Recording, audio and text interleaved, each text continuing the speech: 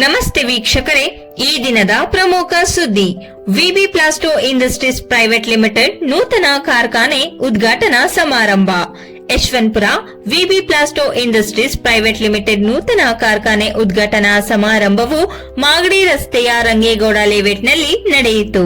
ನೂತನ ಕಾರ್ಖಾನೆಯನ್ನು ಕೇಂದ್ರ ರೈಲ್ವೆ ರಾಜ್ಯ ಸಚಿವರಾದ ವಿ ಸೋಮಣ್ಣನವರು ಉದ್ಘಾಟಿಸಿದ್ದರು. ಈ ಕಾರ್ಖಾನೆಯು ವಿಬಿ ಪ್ಲಾಸ್ಟೋ ಇಂಡಸ್ಟ್ರೀಸ್. ಈ ಸಮಾರಂಭದಲ್ಲಿ ಕೇಂದ್ರ ರೈಲ್ವೆ ರಾಜ್ಯ ಸಚಿವರಾದ ವಿ ಸೋಮಣ್ಣನವರು ಟೇಪ್ ಕತ್ತರಿಸುವ ಮೂಲಕ ಕಾರ್ಖಾನೆಯನ್ನು ಉದ್ಘಾಟಿಸಿದ್ದರು. ಮಾಲೀಕರಾದ ರುದ್ರೇಶ್, ಕೊಡಗೇಹಳ್ಳಿ ಗ್ರಾಮ ಪಂಚಾಯಿತಿ ಅಧ್ಯಕ್ಷರಾದ ವಿನೋದ್ ನರಸಿಂಹಮೂರ್ತಿ ಹಾಗೂ ಸಿಬ್ಬಂದಿ ವರ್ಗದವರು ಉಪಸ್ಥಿತರಿದ್ದರು. ಸರಿಯಾಗಿ ನಡ್ಕೊಂಡಿದೆ. ನಾವು ಶಕ್ತಿವಂತವಾದ ಗೊತ್ತಿರೋ ಮಾಡೋದು ಎಲ್ಲ ಒಂದು ಕಡೆ ನಾವು ಅದು ಮಾಡಿಲ್ಲ, ಸರಿ ಇದೆ ಅಂದೆ. ಅದಾದ 10 ನಿಮಿಷಕ್ಕೆ ನನ್ನ ಕರೀತಾರೆ, ಬಸವ ಜಯಂತಿ ಮಾಡಿ ನಾನು ಬರ್ತೀನಿ.